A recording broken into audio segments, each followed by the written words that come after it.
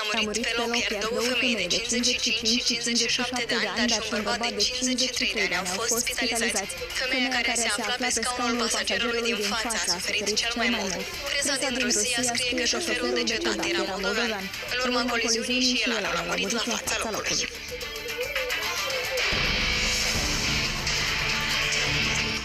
Dacă ai fost martorul unei situații interesante ce poate deveni o știre, expediază imaginile la adresele indicate pe ecran. De asemenea, poți contacta echipa 902 la numărul de telefon 062 071 902. Știrea ta o va vedea o țară întreagă.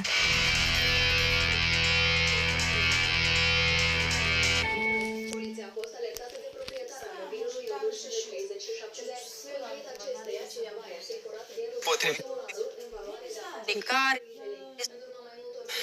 Doamna Oglindă, noi vă mulțumim pentru prezență. Într-adevăr, ne-ați luminat.